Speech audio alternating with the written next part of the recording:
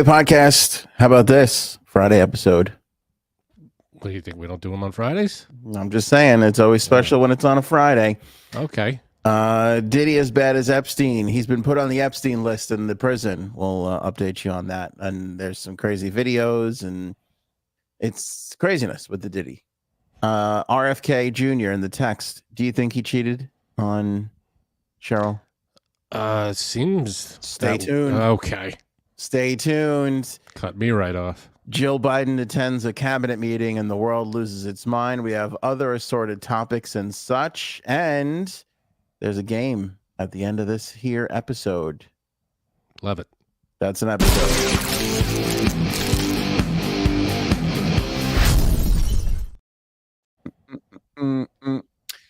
Frank? Yes, sir. As if we were following a roadmap, a playlist, a list of instructions. Diddy arrested? Right. Diddy denied bail? Okay. Diddy put on the suicide watch list? I mean, it's exactly the first three things that happened to Epstein. And he's in the same prison, right? Same exact prison. Yes. Same prison cell. Yeah, we'll see what happens there. Yeah, I don't know if it's the cell, but it's not the same cell. I don't think so. But yeah, all the same things. Like it is already. Like I'm like, I saw the news earlier today, and I was like, this is early to be going on the suicide list here. This is. You know what? I feel like they're with their track record, they're gonna put people on the suicide list no matter what. Yeah, you kind of have to, right? Gotta watch this one. Gotta watch that one. Gotta watch this one. Well, the prison is a madhouse. It's the Brooklyn detention center there, whatever it's called. That place is not a fun place. Like if you wound up there, prison. Yeah. But there's prisons, and then there's white collar crime prisons in Connecticut, like where what's her name went? Who's the cook who hangs out with Snoop Dogg? The cook? Oh, Martha Stewart. Martha Stewart, yeah. Like Martha Stewart went to a Martha Stewart prison. Yeah, I don't think that was maximum security. No, not at all. Not at all. Yeah. Diddy is in a hellhole. He's in an absolute shithole. That's not a good place to be. Yeah. They did a report on the. Well, let me tell you about this. So, People Magazine had the big scoop there that he is being added to the suicide watch list as a preventative measure. Just a couple of days after he was arrested and shocked the world. Inmates are placed on suicide watch as part of a supervisory precautions taken for suicidal inmates that require frequent observation. It was not revealed how long Combs has been or will remain under suicide watch, or if he is truly suicidal. So how does he get off suicide watch? I mean, yeah, I don't know. What does he have to do to be like, I'm cool now? I mean, what put him on there in the first place? I feel like you're not gonna. I don't know how he would come off of it. I would guess what put him on there is walking in the prison. I think just That's when you're a billionaire and then all of a sudden you're like in the orange jumpsuit and you're fucking eating stale mac and cheese. It's all it's not gonna be a good outcome for this guy. No, not glamorous whatsoever. Do you want to know what's on the? Well, here, like, let me give you this for instance. Like, so, because everybody's trying to write everything about Diddy now. They researched and found out what is on the commissary list. So these are the list of items that he can possibly purchase if he would like to. Okay. You know, and then I guess you get everybody gets like you can fill your little commissary card and buy your little treats and snacks and such. Right. So this is what his options are. On the list. Okay. Yeah, this is at the Brooklyn Metropolitan Detention Center. Let's see what's on the old menu Ruski over here. The BM Detention Center. Yeah, no shit. Bowel movement. You get it. Okay. Go ahead. What? I just love that. I love an explanation joke. That always makes me happy. Good. Okay. Here's what's on the. Let me see here. The facility holds pretrial detainees as well as those serving short federal sentences. It currently holds 1,700 inmates. Its capacity is reportedly almost 3,000. Interesting. So it's only half full. Or it's half empty. Or it's half empty. You know what else is weirding me out too? He was calling his sex parties freak offs. I don't know why that is so unsettling to me. That is it's a weird term. Right? Freak off? Freak off. Yeah. Wouldn't it be freak on? Missy said, come get your freak on. Get your freak on. Yeah, that's true. I don't know. Who do we listen to, Missy or Diddy? I would say listen to Missy. Yeah, I'm going to say Missy. Yeah. Missy was good. Oh, she was great. She's great back in the day. She's still great. Does she perform anymore? Last time, I don't know if she tours or not, but she was at the wasn't she at the Super Bowl a couple years ago? Maybe. She did the Super Bowl. She was like a surprise guest. Yeah, maybe. Oh. All right. What's on the list at the commissary at the BM detention center? Macaroni and cheese. Okay. Chocolate covered pretzels. Mm-hmm. Granola bars. Mixed nuts. People are like, this is the same list of snacks at my office. People are probably like, wait a second, this sounds very familiar. This is oddly close to the access I have at my job. Instant grits. You like your grits? No self-respecting Southerner uses instant grits. I take pride in my grits. How do you like your grits? Creamy or al dente? All right. Instant grits, Spam. Okay. Oriental style chicken soup. Interesting. Okay. Tuna. I'm assuming that's tuna fish. What would you think tuna? What else would you think that would be? Like sushi tuna. Like ahi tuna. Which is also tuna fish. Yeah, that's true. You know, I was thinking about that the other day. I'm like, how does that delicious tuna get turned into tuna fish? It's really a disgusting like tuna fish. Wouldn't you agree that, I mean, outside of Japan, tuna fish was basically the most prevalent form of tuna for years until sushi made its way across the globe? For people that not realizing it, tuna fish, you're talking about canned tuna. Canned tuna, yeah. Right. Tuna fish, I mean fish, it's all fish. Right. It's all tuna fish. But when we say tuna fish, we mean tuna in a can. Yes. Yeah, I don't know. I mean, it's cooked. I don't know how they cook it. I guess they're not, are they boiling it or how do they cook it first and then put it in the can? I don't know, but it looks gross. Like if you put the two together, I'd be like, how did we sleep on the raw tuna all these years and eat this shit in a can our whole lives? You don't like tuna in a can? Tuna fish? It's still good. I gotta really be in the mood for it. And like tuna salad sandwich? Nothing? No, it's very, very rare. Very, very rare I have a tuna salad. So if I put tuna salad, a tuna fish in front of you, canned tuna fish, or a delicious sliced raw tuna, a nice tuna roll, which one are you choosing? Probably the tuna roll, but still good. Tuna fish. That's what I'm talking about. I'm just saying, the tuna salad sandwich is good. Is it? All right, Groucho. Or Chicko, anyway. That was Chicko's joke. You can tune a piano, but you can't tune a fish. Yeah. That's a good joke. That's a good joke. I like it. Quoting the Marx Brothers.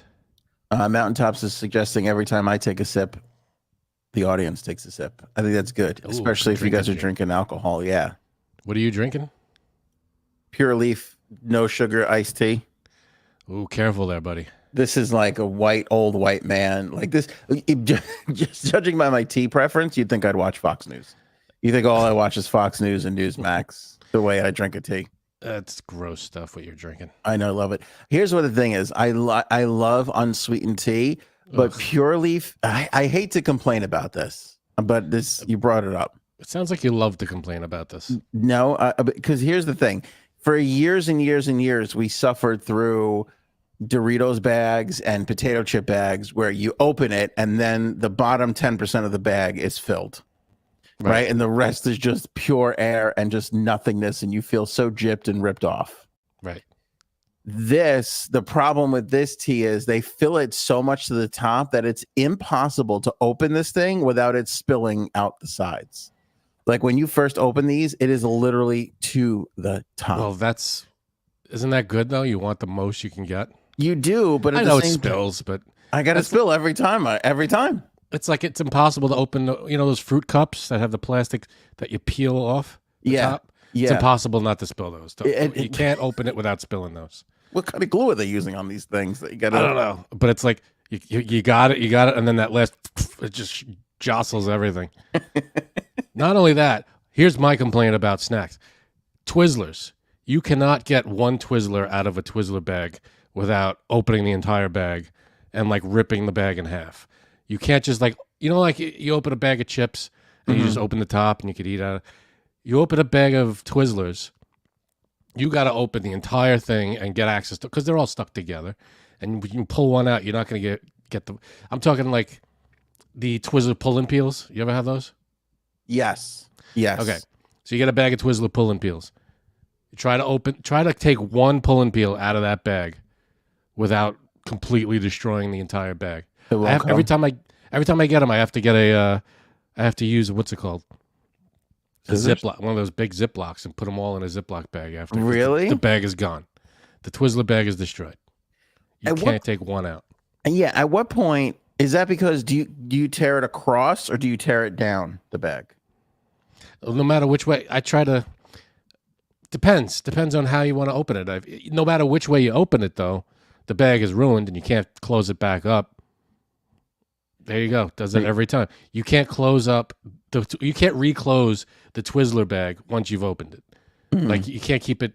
Just open the top. You can't do that because you try to pull one out. You're just gonna get the top. They all come. It'll break, or you can't get the whole. It's insane. They're delicious, and I love them, and I'll probably never stop buying them. But the bag that they're in is impossible. Now you prefer the pull and peels over the regulars, the originals? Here's how I prefer them. Go ahead. Give me wait, let me give you is it pull and peel? Is that what they call them? Pull and peels are good. Yeah, that's what they're called. All right. So regular, pull and peel, or what do they call the little one? Nibs? There are nibs. Nibs are number one for me. Really? Nibs are amazing. Really? Those are solid little Twizzlers. They don't have the hole in them. I could eat those. I could go through bags of those. I'm stunned Pull by and this. peel. Pull and peel is a very close second. Okay. Then regular Twizzlers. Then they have these other Twizzlers that are like nibs, but they have the hole. They're just sections of Twizzlers. Those are good too. But I like the nibs are the best. But for some reason, you can only get them. They're only available in like small bags for some reason. I've only seen them in like, the little bags you see at the counter. Of like CVS or something. Yeah. I want like a huge bag of nibs. I am stunned by this. I cannot believe you've put the original Twizzler in last Oh, they're place. great. But they're all close. It's like nibs, pull and peel, regular Twizzlers. They're so close, all three of them. I mean, I could eat them all, but nibs are number one. Pull and peel or Nerds ropes? I don't know if I could do Nerds ropes very often. Those are good. Please avoid the red rope licorice. There is a problem with the red rope licorice. I have to tell you, I think nibs are the worst. Yeah, it's too much corner. It's too much corner. I don't like it. What do you mean corner? I need to get in middle. I like a good middle, Middle? You got the corner. It's like that little comes to a point. It's a little harder to chew on. I don't care. One of those. There's like a couple of those in the bag. You get they're like little tiny loaves of bread. They're like this big, but they're solid licorice. They're good. I don't care for it. At what point did somebody decided that we can no longer grab each side of the bag and pull it apart? They've made that impossible now that they put the little notch in the top and you have to pull it down the side on certain snacks. Who made that call? Who decided we can't open a bag the way we used to? Every bag, whenever there's a bag that you're going to go back to and you reclose and open and, if you're not going to open it and eat it all in one shot, the bag should have a Ziploc on it. Every bag. You think there should be a law? This sounds like something Chuck Schumer would put forward. You'd be like, this is a problem, everybody. A lot of bags have them. They have these like when you get those big bags of like M&Ms or Sour Patch Kids, but they're like the big bags. They're like 2 pounds or something like that. Mm-hmm. They have like you pull the top off and then there's a zip lock at the top. Right. You could reseal it. Every bag should have. Twizzler should have that. The whole side should open, and then because you have to open the whole side of the bag in order to get one Twizzler. Yeah, but you know why they don't? So you eat the whole bag and then you got to buy another one. 100%. 100%. That's how they get you. Yeah. All right, let's go back to this here, Diddy. So Tuna, what set us off? Tuna was set us on this track? Something like, yeah, I think so. Crackers. I wonder if they're Ritz or if they're saltines. I feel like they should be saltines. They're probably going to be saltines. Even though you're innocent until proven guilty, it's a prison. You shouldn't have the privilege of a nice little buttery Ritz cracker. That should be a saltine. Yeah. Yeah. Although I will say sometimes I do prefer the saltine over the Ritz. But so if you got saltine or Ritz in front of you, I feel like 99 out of 100 is Ritz. Let me I was going to say how close is a matzo ball soup in this scenario? Is it on the table anywhere? That's a good point. Because if it ain't on the table, I'm going Ritz 99% of the time. Yeah, Ritz you can't crumble into soup, I don't think. No. That'll kill a chicken soup. You got to have a good old saltine on there. Yeah, and am I sick? Am I staying home from good point. Whatever I'm doing? What's my current body temperature? Right. Am I staying home from school that day? And watching The Price is Right? Is Bob Barker on the TV or not? Then I'll do saltines. Oh man. Right, what else is on this list? That's it. So that's what they say is on the list. So mac and cheese, chocolate covered pretzels. I almost don't believe they deserve that. That seems like a bit much. Yeah. Granola bars. Here's what's hilarious about America right now. You can't have peanut butter in schools or on an airplane, but in prison, mixed nuts. So they're throwing that right in there. I guess that whole nut allergy doesn't. It doesn't matter. I think if somebody gets killed from a nut allergy in prison, they're like, well, what are you going to do? Oops. Yeah. Instant grits, spam, Oriental style chicken soup, tuna crackers. Now, when you say instant grits, they're like, how are they making that?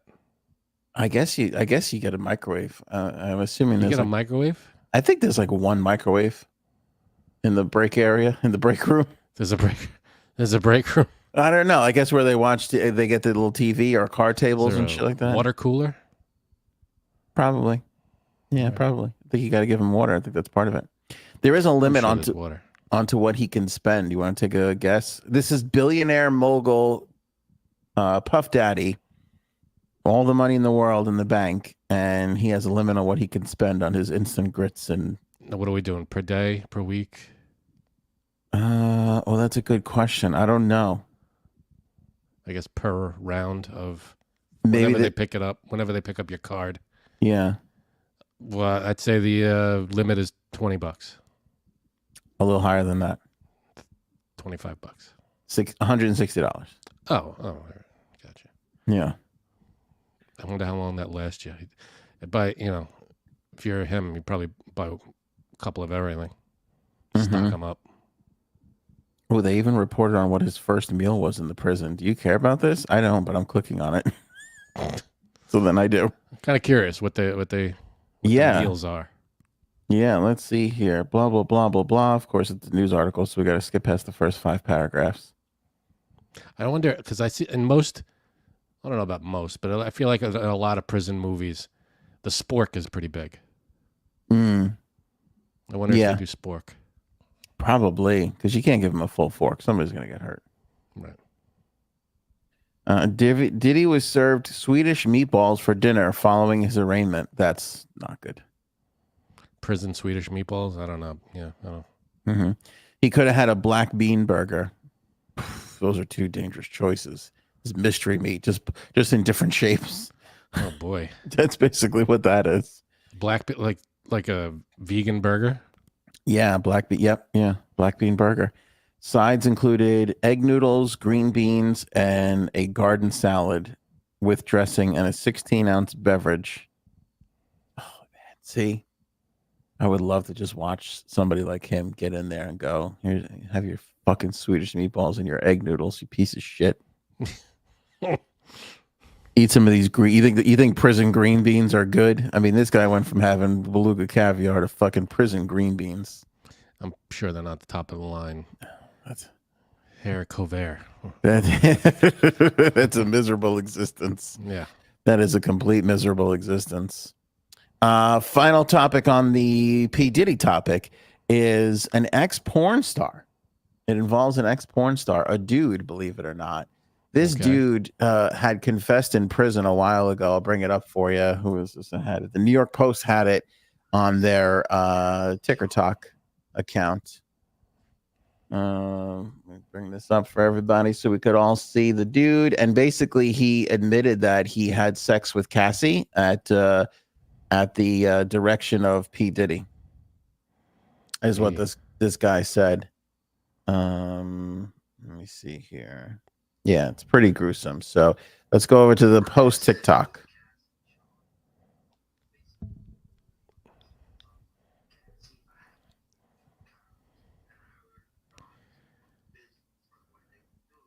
Cassie is which Yeah, Cassie Ventura. She was a singer, and she was his girlfriend. That was the girl that got beat up in the hotel video. Got it. Yeah.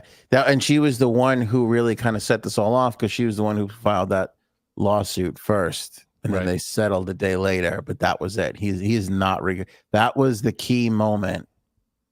Her filing that lawsuit, and then everything, the floodgates opened after that. So now this guy is saying that Diddy said to have sex with her on at least 15 occasions, and that he would play with himself in the corner while they were doing that, which again, is such a bizarre. I don't, and that was his girlfriend again. This is so there's a Diddy there's a cuck chair in the Diddy household. Of course there is. There's a cuck chair in there. There was a guy on TikTok, Frank, that made me laugh so hard. What happened? This black guy on TikTok, he used the N-word. He says, do you realize he says something to the effect of like, one tube of lube can last you for like a year, like whatever he said. And then he said, had 748 tubes of lube in his. But the way he said it, this guy was so fucking funny. And he's like, he can't figure. And it's the truth, though. Like, how much lube does one need? How much did he start with? You know, and was he down to 700 and something? That's a good point. I didn't even think of that. That's a good point. You raised a good point there, my friend. I mean, was it like there were 5 empty shelves? I mean, how much was missing from that? I don't even know. Yeah, I don't know. How many does he get on a regular basis? It's just so many gross questions. You have a lot of questions. Yeah, I don't want them. I don't want them answered for the most part.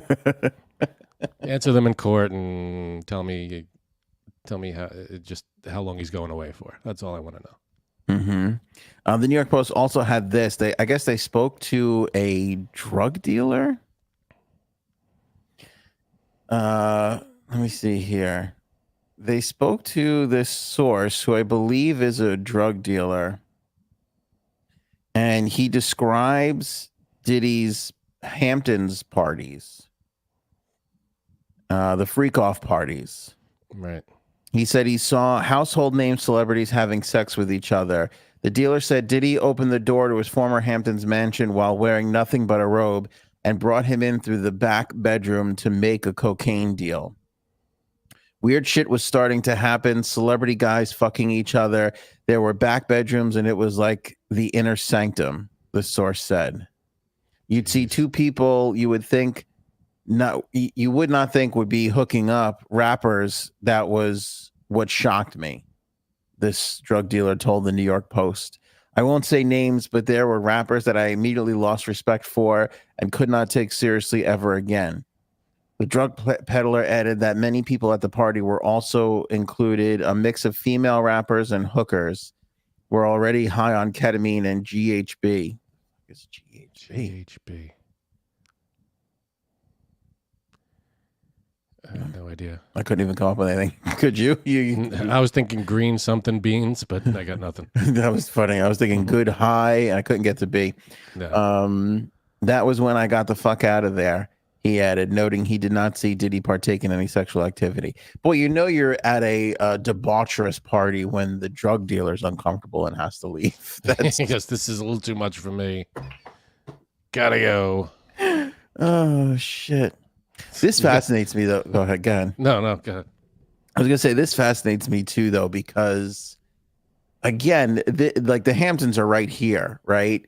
But you always hear about these crazy things, like the idea that there's a drug dealer who frequents the big celebrity houses that he knew to call. Like, where is that guy? Like, Yeah, he's out there. He's close. He's probably out there, right? Yeah. Yeah. Oh, and by the way, that GHB apparently is the date rape drug, according to some people in the. Oh, is that what that is? That's not great. Yeah. That is not great. But it's not good. Guess who's not rapists? These two guys right here. If we would have known that, then you can question it. We had no idea. So there you go. We're good. Off the hook, Frank. Excellent. What's crazy though is everybody is sharing photographs of like parties with Diddy. Like I saw a picture with Leo DiCaprio, countless models, Kim Kardashian. There's tons of pictures of Barack Obama with Diddy. People are trying to frame Barack Obama like he was organized, like he was arranging the cuck chairs in their room. Like that is the way they are trying to spin this. Right. Which seems a little... I think the cuck chair should go over here. That's my best Obama. That's pretty good. It's not bad. Thank you. Ashton Kutcher. Tons of people. Tommy Lee Jones. Tommy Lee Jones. Tommy Lee Jones was there. Yeah. Tommy Lee was fucking Tommy Lee Jones. Everybody was high on ketamine. It was nuts. That's weird. It was just a Tommy Lee Jones mask. Yeah. So lots of and again, you brought up a good point. Like, when was this a separate party? And I was thinking it's kind of like later on. I mean, I don't know if these things are, I feel like these people saw each other for some reason. Who the hell knows? I mean, I'm sure names are going to come out at some point, but we said that about the Epstein list, and I know they never did. But again, like I said last episode, I don't think Diddy has the coverage that Epstein had. I don't know if he's got the right people on the old blackmail list. You know what I'm saying? Right. It's a lot of. I think about this. Let's play this game. Who's the first celebrity to fall? Right. To be associated with this, it's gonna come out that they were a part of it. Good question. That is a good question. Don't know. I mean, and again, is it just the parties beforehand? Who stayed for the freak offs or whatever? Yeah. Who knows? I couldn't stay for a freak off. Yeah, no. I'm the first. Well, you know me. I leave early. Forget it. I wonder if Cuddles here. Let me see. Let me call Cuddles here. I'm going to tell a story. I probably shouldn't. Uh-oh. So you're making sure it's okay, or are you having? Yeah. Okay. Got to make sure it's okay. Hey. What? You're on the podcast, so don't use any of the racial slurs you like to use, especially early in the morning. What? Can I tell the story about that one time that we went? Well, lost you. Did you mute yourself? Okay. All right, so he's muted. He's asking about a story that that he wants to tell. If not, that's all right. Can't tell it. Can I tell that story? Yes, go ahead. Okay. All right. Do you want to hear this or no? Do you want to back it up or no? No, I'm exhausted. Okay. All right. Go ahead. You go. She was running the whole PTA thing today, Frankie. So it was a big day for Cuddles. She had a lot of things going on. She was cooking. Gotcha. Okay. You all go right, get some rest. Thanks, gorgeous. You're welcome. Bye. So we go to this. We get invited to this. It was a Halloween party. Okay. So we go to the Halloween party, and big house, really, really big house. Friend of a friend, kind of a thing. Like we knew some people. It was their friend's house, that kind of deal. Family members too, like not my family members, but there were family members there. Mm-hmm. Like people related to each other were there.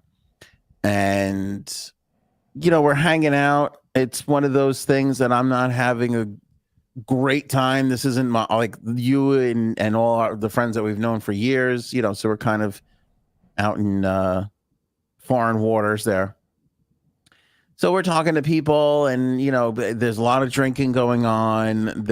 Everybody's dressed up, and I would say there's less than 20 people there. It's like 14, maybe 16 people. Okay. And so, I immediately feel ridiculous. I don't know what I dressed up. I think I wore a hockey jersey, and that was my costume. That's just a hockey jersey. You never get creative with your. I don't put like the least amount of effort. Yeah, not a big fan. I mean, if there's a huge party and there's a lot of people and it's like a thing, then I could dress up for. If it's 8 people, I've never seen you dress up big, like for anything. Yeah, it's been. I think the most you did, I think maybe last year or the year before. I don't remember you were a pirate on this show. Oh, that's right. Yes, that was the most. Yes, that was the most. Yes, you're right. Yeah, I have to dress up this year. My son is guilting me into being us having like costumes together. Anyway, so the evening's going along. Now I have to drive, so I'm not drinking. Cuddles is having a wine or two or whatever. The people who we came with or were invited, who invited us to this party, they're drinking. Big drinkers from what I remember. And so the party starts to go. They have a big, huge backyard, right? And there's like I want to say like another like little pool house or whatever. And so people slowly start going out to this yard. And there's a fire pit out there and everything. And we're inside the house. And then we hear like, oh, there's like a game or drinking game going on. And then people start coming in, like, to go use the bathroom or go refill up, their drink or whatever. And they're like, oh, it's getting crazy out there.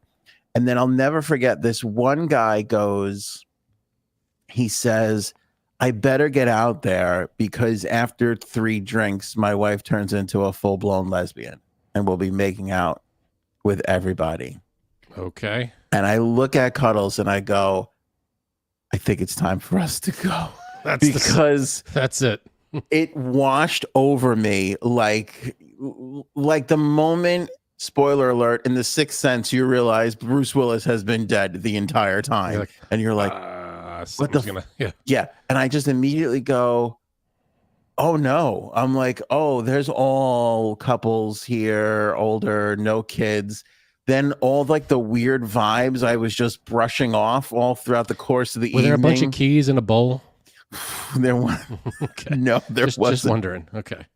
But then there was cheering, and I want to say we saw 2 chicks making out like off in the distance. And what was crazy is it was the people who invited us, one of those people was like the person's sibling. And I was just like, oh, we have to go. I'm like, it's time to go. I'm like, we have to leave now.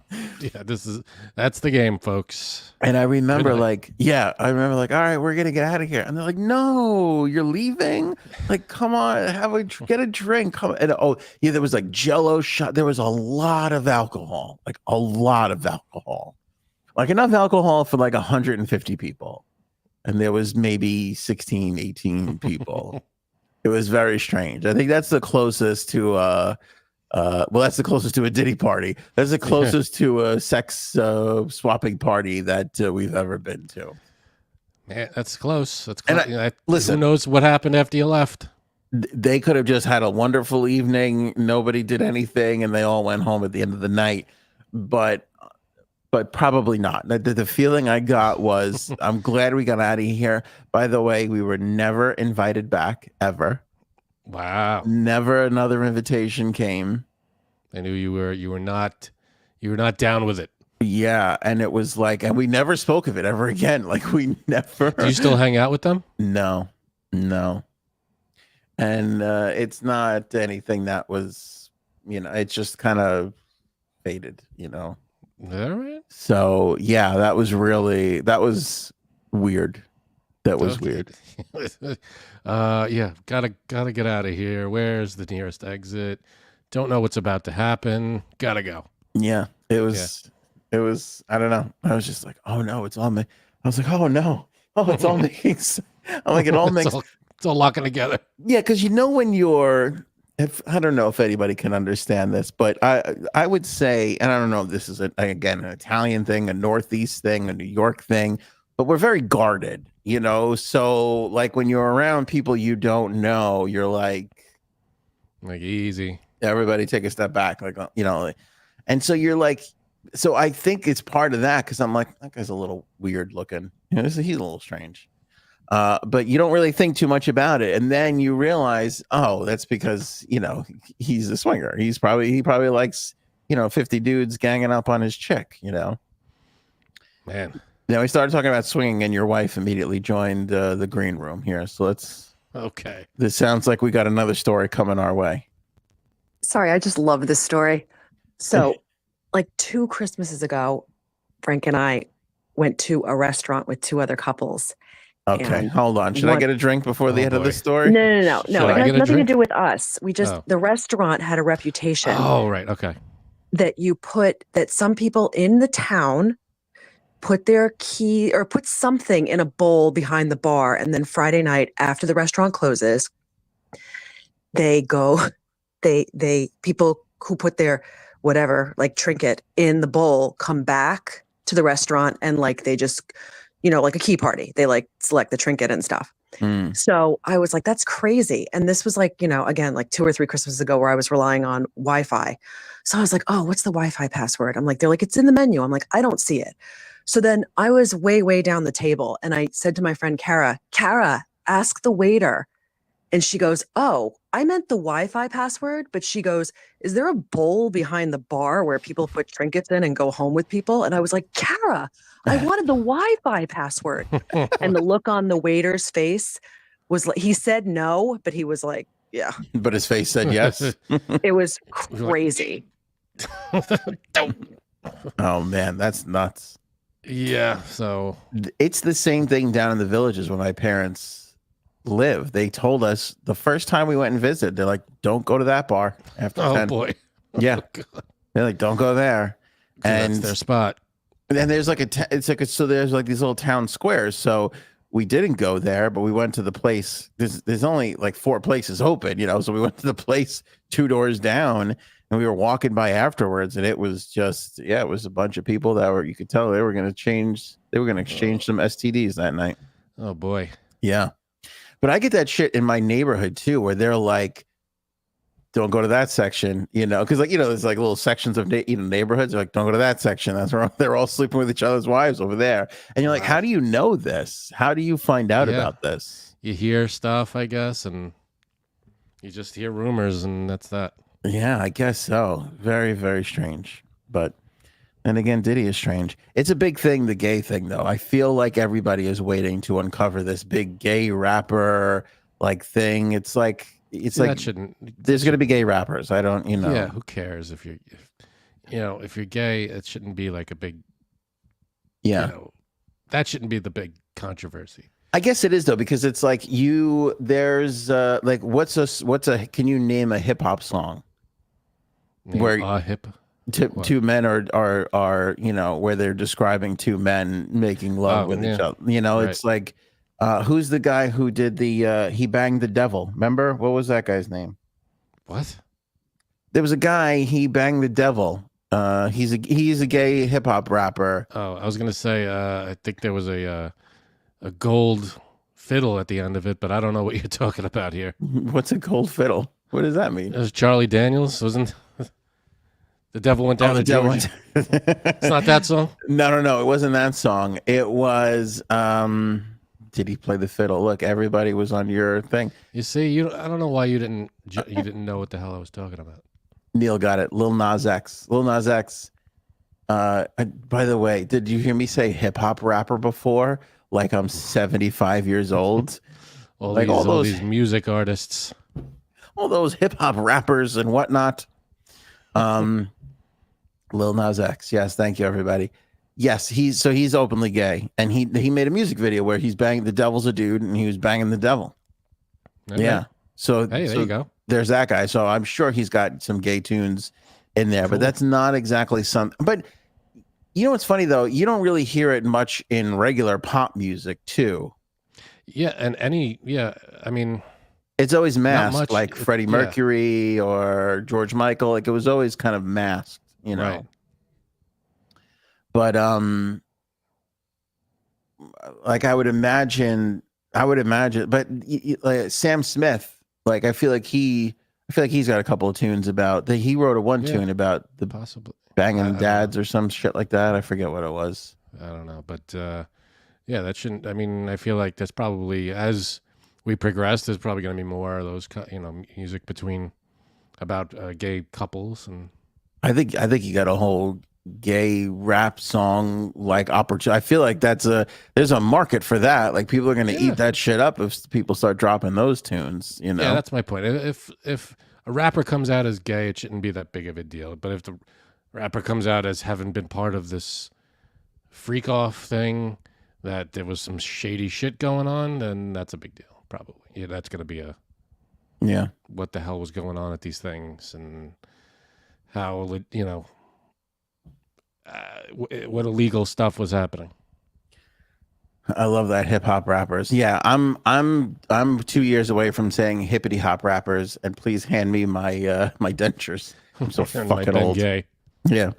I like this too. DJ Shenanigans is blaming us for Sam Smith being gay. What? He goes, Sam Smith was a normal British pop star before going to America. I don't know if he meant it like that, but it sounds like there was a tone to that. Like, yeah, I don't know. Normal, being gay is normal. That's okay. Everybody knows being gay is normal, Frank. You don't have to keep reminding. I'm reminding everyone. He was a straight guy before we sent him over there. Now he's fucking driving on the right side of the road. He's banging dudes. Why couldn't we get on the same page with that? Driving on the same side of the road. What? We couldn't get. Well, all right, everybody, let's just agree on one thing. I don't care if it's the left or the right. Yeah, let's all drive it, because you go and it's a different you don't know which country has a different side to drive on it. It's why couldn't we just all at least get on the same page with that one thing? That's a good point. Let me ask you a question. This might be this might be a dumb question. Do you think pre-car with horse and buggy, they were on the left side of the road then? I don't think that's a dumb question. That's a good question. Or did that start with the car? Or was it, this is where we did our horse and buggy thing, we're just going to keep it going with the cars? That's a good question. I don't know. Because we invented the cars, right? That was Ford's. That's the first car, right? I'm only asking because I feel like you think you know who invented shit, and there's always a story out there that it was somebody else. You know? That's true. Oh, this was a form of it, and was invented 10 years earlier. It's like for instance, who invented the phone? Alexander Graham Bell or Antonio Meucci? Because that's like I'll say Bell, just because that's, I don't know. I'm gonna go with Meucci because Tony Soprano said that's who did it. So he never makes anything up. No, very truthful, that guy. Honest guy, most honest guy in the world. What side are they driving on in Australia? I'm going to say this is the tiebreaker because Oceani's here, so I'm gonna give the tiebreaker to Australia. Okay, yeah, Oceani, let us know what side of the street you're driving on, the right or the left. Because British colony, that's their roots, but I also feel like quite independent and their own culture / continent. So I'd be curious to see what they're doing over there. Yeah, very interested. All right, we'll see. South America drives on the right side of the road. Does everybody drive on the right side except for England? No, there's a few other European. I feel like there's a few other European countries that are on the left. Is it just Europe? Like what's going on in Asia? Are they all right-siders? I don't know. I'm gonna Google countries that drive. Bill stole the rights. Left. It's hard to know facts anymore. There's a bunch. Yeah? I mean, it's weird. Oh, it's weird that none of them are England. You got Bangladesh, Bhutan, Brunei, Hong Kong, India, Indonesia, Japan, Malaysia. Wait, Hong Kong's on the left? That's what it says. If Hong Kong is on the left and China's on the right, that would be That would be revolutionary. That's gangster. Japan is the left. Countries that drive on the left. Yeah. Which is weird. I mean, it says how many countries drive on the left. This is weird. It's on the left side because the Earth is tilted. That makes sense. That checks out. I like that. Perfect. Yeah. Oceania says left. Oh, damn it. All right. So there's your tiebreaker. See, we shouldn't have left it off to Australia. They screwed us. Yeah, there's a bunch. I think it's like 50-50 around the world. Gee, what?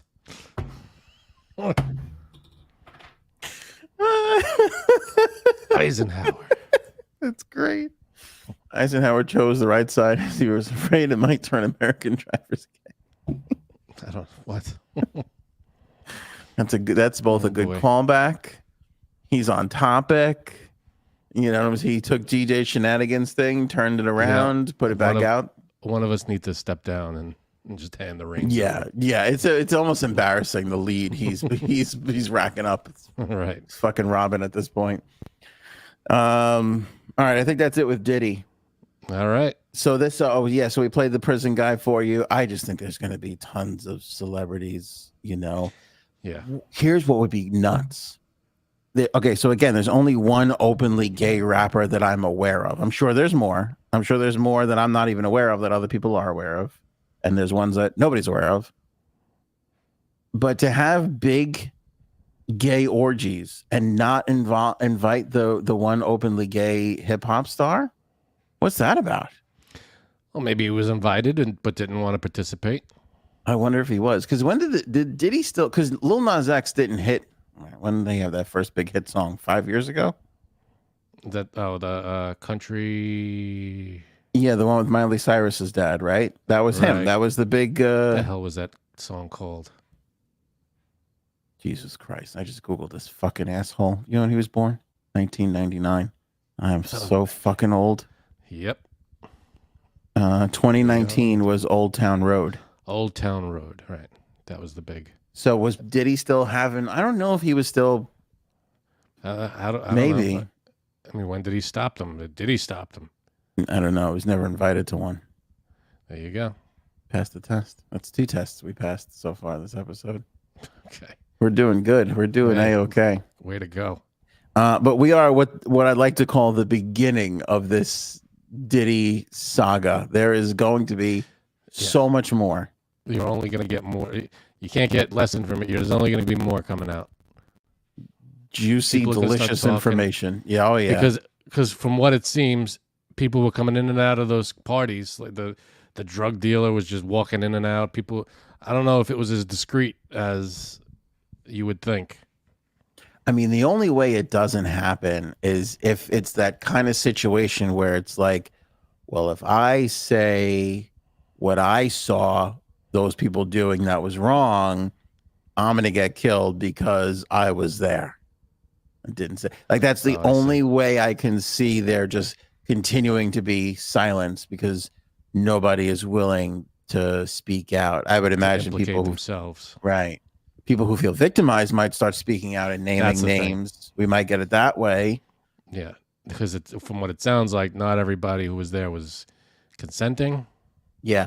Well, you know, the other thing I worried about, this is very morbid, though. It's like, first of all, how could you trust people? Like, you're dealing with drug dealers, prostitutes, right? I mean, these are not the most moral people. Not to shame sex workers, that's fine. But usually, we should stop shaming sex workers. Usually, you get in because I'm trying to head off complaints now later on, you know. But it's the truth.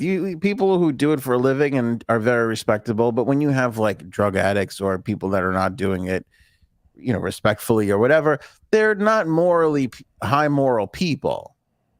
And it's weird to think that these celebrities and these people who have a lot to lose would be in rooms with people who have a lot to gain and feel totally normal. Like, I don't like just confident that everything's going to be just fine. Right.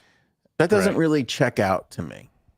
Yeah. So maybe there was I don't know, but maybe there was a pre-party, a post-party, and it's like only some people went to this one. Some people stayed at that one. Some people, did everybody know what was going on? I don't know. Yeah, I don't know.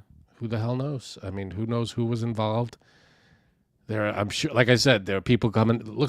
Sounds like there were people going in and out of these things, like it was right. Like it's just a revolving door kind of a situation. Yeah. So, who knows how many? I mean, and he had these parties how often, and how far back does it go? It could be hundreds, if not thousands, of people involved here. We don't know. Is that really crazy? What was that one with Tom Cruise and Nicole Kidman? Oh, Eyes Wide Shut. Yeah. You watch that shit and you're like, what a weird. That's to think that that's real, like that's really happening. It feels very strange to me. I don't. Yeah, it's a weird, awkward looking situation. Very much so. Holy shit, we're 50 minutes in. Jesus Christ! Come on, man. What RFK happened? Texts. It was I'm going to blame the Twizzler conversation. We really went for it on that one. That was like 5 minutes. Yeah, it was quite a while. Yeah. Okay, RFK Jr. is denying that he engaged in a romantic relationship with New York Magazine's Washington correspondent Olivia Newsy. Very interesting how this came together. Olivia, there's a news reporter called Newsy. N-U-Z-Z-I. Yeah, I didn't notice that. You're right, Newsy. Come on. That's suspect. That's weird. That's like an ice cream man named Cone. Newsy met RFK once for an interview that she had requested, which yielded a hit piece. A spokesperson for the former presidential, well, I guess he's still a current presidential candidate, told the media newsletter Status, which first reported on the alleged relationship and other outlets. RFK Jr., who's 70 years old, was said to have done an interview with Newsy where they met once, but continued communication beyond that meeting. Newsy, who's 31, said in a statement to the New York Times, some communication between myself and a former reporting subject turned personal. She admitted that a little earlier this year. She said, and I quote, during that time, I did not directly report on the subject nor use them as a source. The relationship was never physical, but should have been disclosed to prevent the appearance of a conflict. I deeply regret not doing so immediately and apologize to those I've disappointed, especially my colleagues at New York. So she's basically saying... Paul says, isn't it pronounced Newtsy? Oh, Newtsy? Probably. Yeah. Newtsy. So we'll go with Newtsy. Don't know. I guess she's a big deal. I've never heard of her. I don't, And Anthony knows everybody who's a big deal. So. Yeah. If they're not on my radar, they're not happening. They're okay? nobody. All right. If Anthony doesn't know about you, you're no one. You don't go to the top of the hippity hop charts without me giving the blessing. Giving the old thumbs up. Yeah. So basically, and so I forget who it was that put it together. I want People Magazine or somebody. Maybe it was Status who put it together. Somebody put it together because when she said, so what happened was she got suspended. She got put on leave.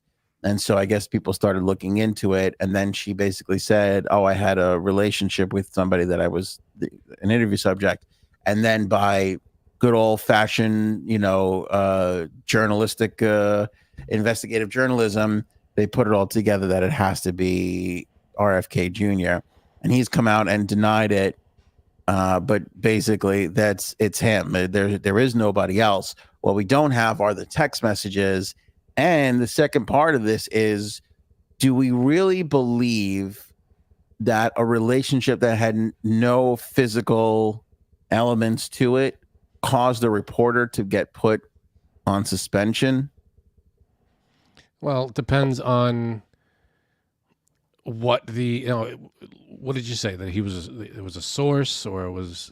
She interviewed him. She requested to interview him. She interviewed him, and it became what eventually was the hit piece that Right. So isn't it like a compromise or a conflict of interest kind of a thing? Correct. If you have even if it's not physical, there's some kind of relationship there.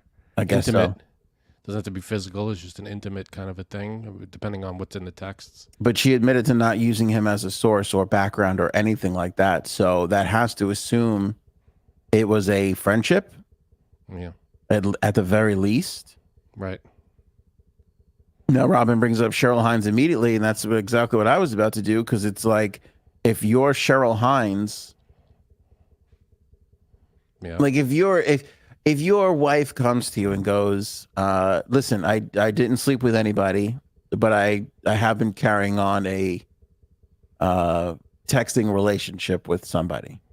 That gonna make you feel any better than her just coming to you and being like, I banged some dude? Like it's all not good. It's all bad. It's not good. I think the brainworm could have done better. I mean, if we're being honest here, I don't know. I mean, I look down on the brainworm for not choosing a better. Is that what you're saying? Exactly. I don't know. The brainworm died of starvation, apparently, is from what I heard. Oh, you had that one in the chamber ready to go. No, I didn't. It just came up with that just now? Came up with that one, yeah. Holy shit, you're on fire. Thank you. You are on fire. Yeah, the brainworm could have done a little bit better. I guess you're right about that. But this guy, I mean, he already has a sexual assault in his history, which he says he doesn't remember, but he's not arguing with the woman who said it. Oh. Hit and killed the bear, even though he said he didn't hit the bear, but put it in his car and dropped it off in Central Park. Who picks up roadkill off the side of the road? I'm sorry. Are we gonna get? I'm not gonna get back into that. Yeah. I can't do it. Admitted to twice being on Epstein's plane. Back in the day. I mean, there is not much left in the RFK camp that is appealing. And I know. And by the way, I can't guarantee you that I didn't hear that joke somewhere and it just slipped to my mind. I don't know. It may have been on like a late night thing, and I just slipped into my subconscious. So that's good. I take. If I came up with it from that, then credit to the late night shows. Okay. But still funny. Boy, way to bring it all to a screeching halt there. You could have kept talking. It was so distracting to me. I couldn't. I'm like sorry. Trying to think who would have said it. Who would have said that? It must have been either Colbert or Seth Meyers. Seth Meyers. You have the worst taste in late night shows. The worst. Why would you watch Fallon? You watch Al Pacino smash an egg on his head? Come on. Give me a break. Who's even on late night? I don't even know. Fallon, Kimmel, Colbert, Myers. I mean, at this point, I think Kimmel is the top. I think Kimmel's a little better than Fallon, maybe. I think they're all better than Fallon. The problem is Fallon is doing such a middle of the road. I think Fallon is hilarious. I know you don't. I forgot you don't like him. Not that I don't like him. I just don't think he's as funny as people. I don't think he's as funny as he gets credit for. He gets too much credit, in my opinion. Everybody, hey, you might love him. He might be the funniest guy to you. For me, he doesn't seem to be that off the cuff funny guy. Like Conan is fucking hilarious. Oh, Conan. He could be funny, just having a conversation, and he'll come up with the funniest shit off the top of his head. Yeah. But I don't see that coming out of Fallon. I took Conan off the list of eligible people because he's not technically late night anymore. Wait, say it again. I said I didn't even consider Conan because he doesn't have a late night show anymore. Conan, he was the best. He was the best. I agree. Him, Letterman. I like Craig Ferguson. He was funny. Craig Ferguson was really good. Christella says he's a known cheater, meaning RFK Jr. cheated on his first wife. That's true. Hey, the current Republican nominee cheated on how many wives? True. That marriage is so over, right? I mean, so Cheryl Hines hates Donald Trump. He is working with Donald Trump. Now there's a text relationship from earlier this year. I mean, there's no way that marriage is staying together. Yeah, you think? I think she leaves him soon. It doesn't sound good. I mean, how does he? I don't know. I don't know if there's all this shit's coming up. Does she stay? I don't know. I mean, the crazy thing is she leaves and then really throws it in the Trump RFK campaign. Like you would think she was. Here's what I'm saying. I think if she was leaving, there's no way they could keep her quiet. I think she'd be out there being like, he's a piece of shit. And, the whole, I think so. I think she would burn it all to the ground. Wow. She's got nothing to lose. She's got Larry David behind her, right? He can keep that. He's got billions. He'll be like, I'll float you a couple $100 million. No big deal. Whatever damage she could do to, it's only going to affect RFK. I don't think. I mean, and the guy is what at the bottom of the barrel. Basically, he's not going to be voted president. Look at this. RFK Jr. probably ended Curb. I'll slice that motherfucker tomorrow if that's true. All right. If he was the reason why Larry David couldn't continue, why would he be the reason? Because he's married to Cheryl Hines. Yeah, but why would that stop? She did it for how many years? Okay, asking me for. Robin said it. It bother him. I don't know. But go harass him. All right. With your questions. I don't know. He said it. All right. It was his joke. Apologize. Retract the question.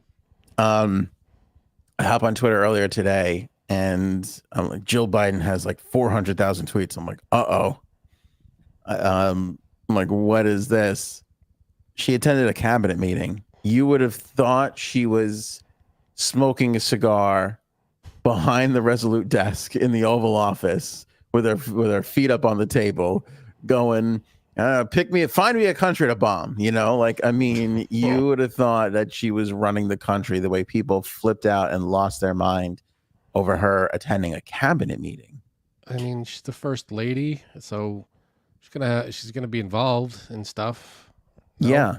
Now it's rare. I'm struggling to remember ever seeing another first lady at a cabinet meeting. But first ladies work in administrations all the time. They always have something to do. Something to do. First son-in-laws, first daughters, they were always involved. Not always, but last presidency, they were involved. And Biden's old as fuck. I mean, people are like, oh, she's really running the country. And it's like, I don't know, maybe. Does it matter? Okay. Like, shit hasn't changed in 6 months. It's like, it is what it is. Like, and again, not to get political, but Trump wasn't running the country the last 3 months. So, I mean, that was all Pence. So who cares? What difference does it make if somebody, kicks back and lets cruise control take over? I don't know. Trump can't run a hot dog stand, but sorry. She was at a cabinet meeting. But most presidents. A picture over there?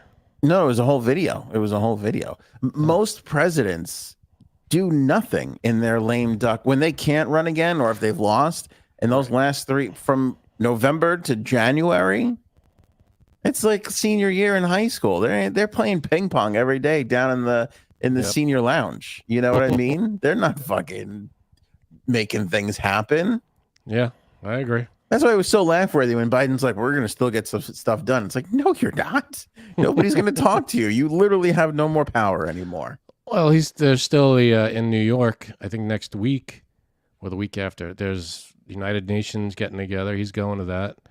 He's going to be at the UN summit or whatever's going on over here in New York. Yeah, great. So there's going to be more fucking traffic then? Is that what you're saying? Pretty much for like 10 days or something. Yeah, they got to stop doing the whole New York thing. They shut down the whole fucking city. It's funny. I just so happened to catch an interview with Obama, and this guy is a football player who's getting big on TikTok.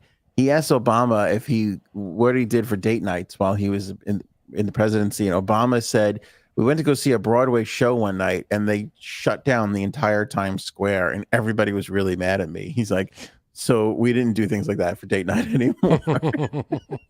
Yeah, that's insane. You think for something like the UN, whatever, why would you pick the city with the most people? Why wouldn't you have it in the middle of nowhere? Like, in a city somewhere, but like not the most populated city. Yeah. Like, security's got to be a nightmare.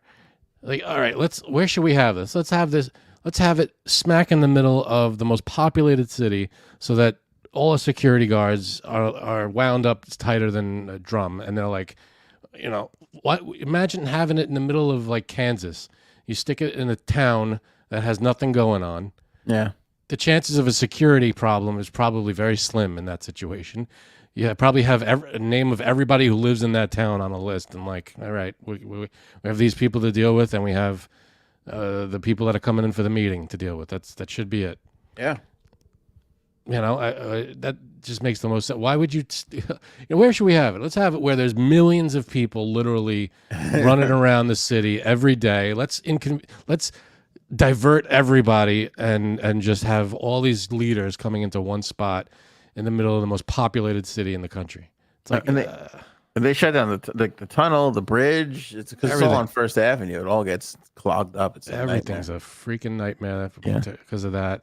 Everybody's got their own, I'm sure, their own security protocol. With each leader has their own teams, and they all got to coordinate in some way. Who the hell knows? But it's got to be a nightmare for everybody. I bet that when that comes up, the security's like, this freaking thing again. This fucking thing. This is the worst. Mm-hmm. Have it in the middle of nowhere where there's like 30 people that populate this town, so you don't have to worry about anybody. That's what they should do. So here's I just searched Jill Biden on Twitter again, and there's all sorts of. There's a shot of her at the head of the. Oh, everybody's making a big deal at the head of the table, but you know what's so interesting? That's not really. Why does this nerd's picture keep coming up? Who is this guy? This guy's got the squarest fucking head ever. You see this? What's weird about the cabinet meetings is, you would say the head and the foot of the table, but the president always sits on the side. That's kind of the head of the table. You know what I mean? He's on the side of the table. He's not at the end of the long side. He's in the middle of the short side. I think. Oh, I don't really? I don't remember. No, traditionally, like, so if you see the table, he's usually on the middle left. of the long side. Yeah. Right. That makes sense. Yeah. So, I don't know. And again, I tried to look and see if it was violating some law or anything to have the first lady at a cabinet meeting. We were all there too. I don't understand. Like, we were. I know there's all. Yeah. I don't know. It didn't look like a private meeting. But it's like, oh, she's really, and it's kind of like, well, yeah, she's probably really running the country. I mean, who knows? Yeah. You know, what was this cabinet meeting about? Do we know? No, I don't know. Who the fuck knows? It was his last one though, and that's the other thing too. It's his last one. Big fuck it. Like, it's gonna be all pageantry and, you know, he's sneaking people like, in and thank shit. you for the great term and this and that. Right. And, right. Look at all the cameras in there. It's a press photo op. That's all. And it says here it's the first cabinet meeting he's had in a year. So these things they're not even really doing anything. They're like, should we have all be an email? Basically, we could get this done in an email. Is what this is. That's what she said. She got up and said, "This is a waste of time. We should be all on Teams right now. This is ridiculous." Right. We should do this on Teams. It should have been a Zoom meeting. Right. Yeah. I don't see why not. That'd be fine.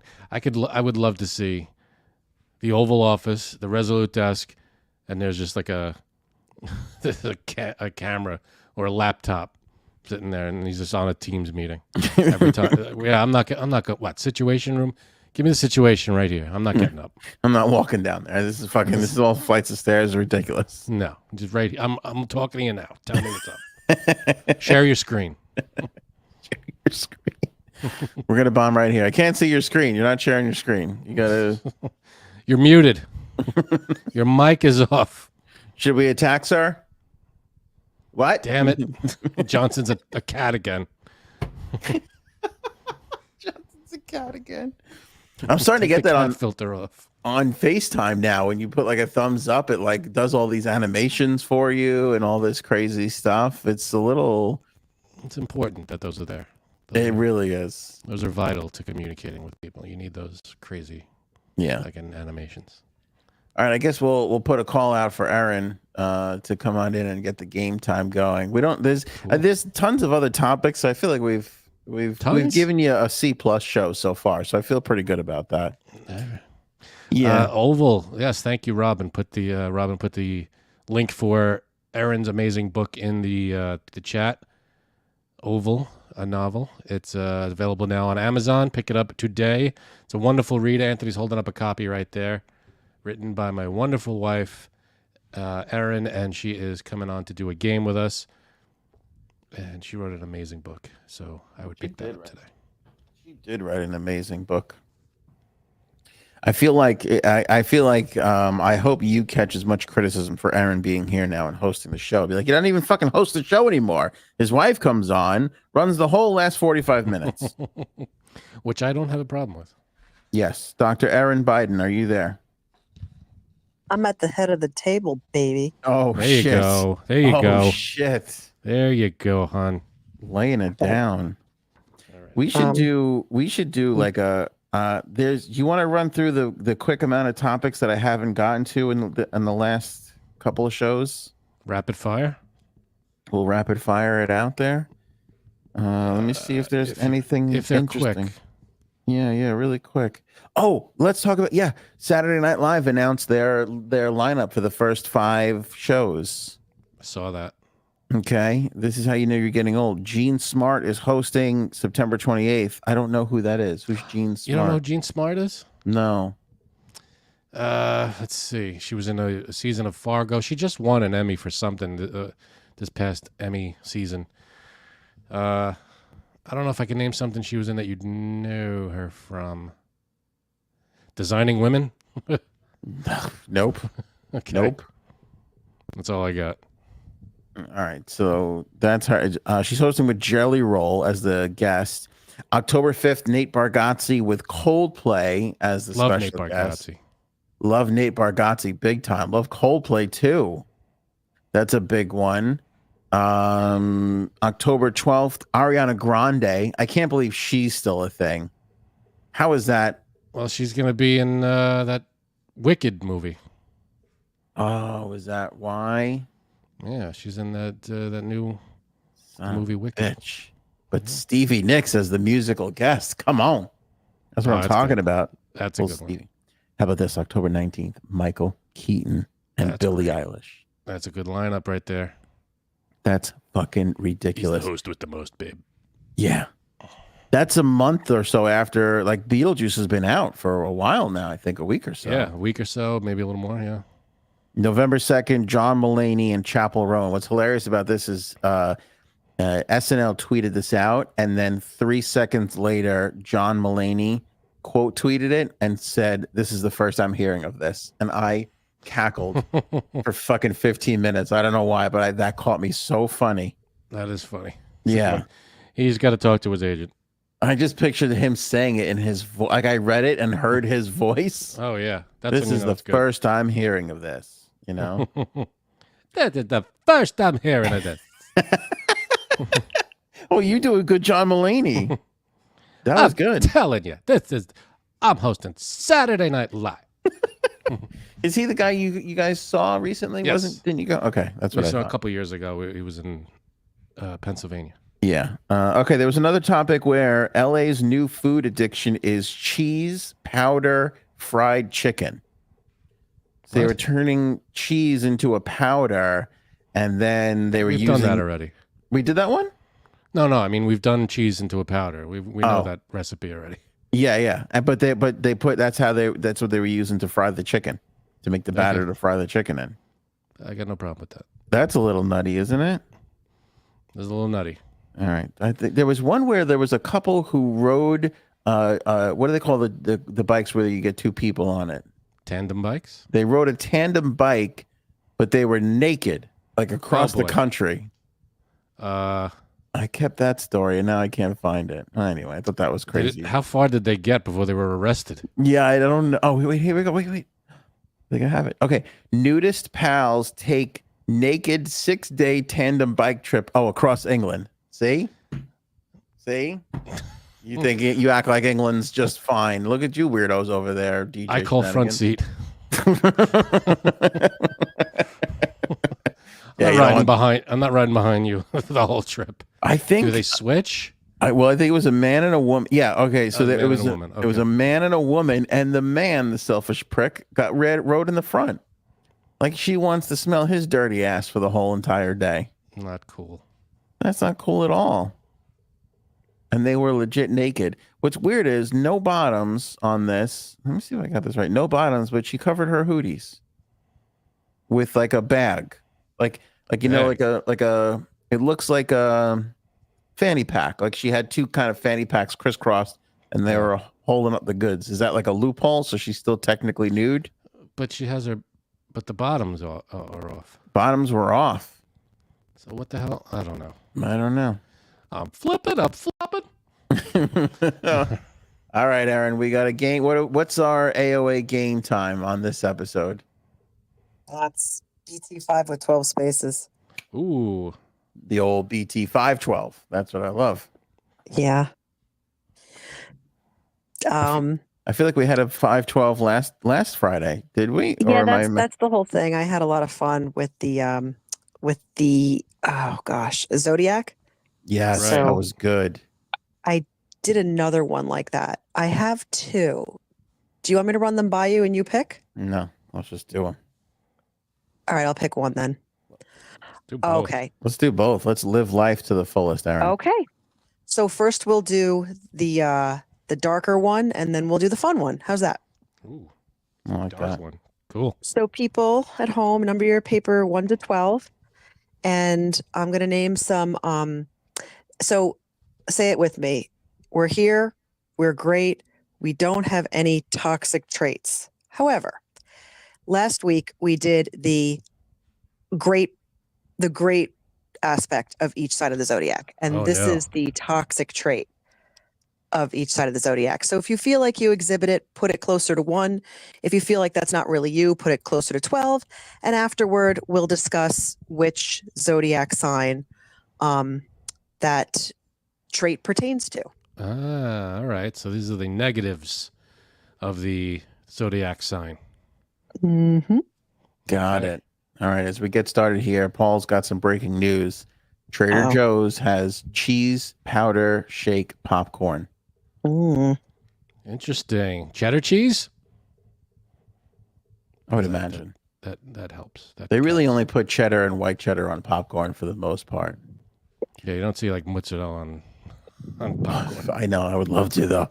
Burrata popcorn, everybody. Bonus AOA game time. I'm going to flip it on Erin, and she's the contestant. I'm the host. I want everybody to answer in the chat. Outside of regular popcorn, what flavor would you take first? Caramel corn or cheddar?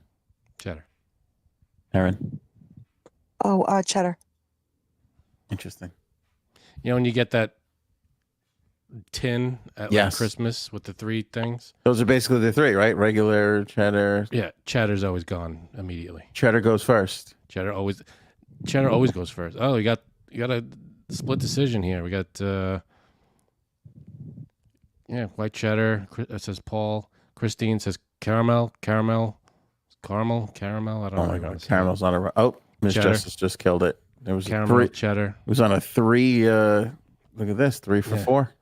Now it's 4 for 2, 5 for 2 for 3. All right. Yeah, No, it's I thought it was going to be a cheese landslide.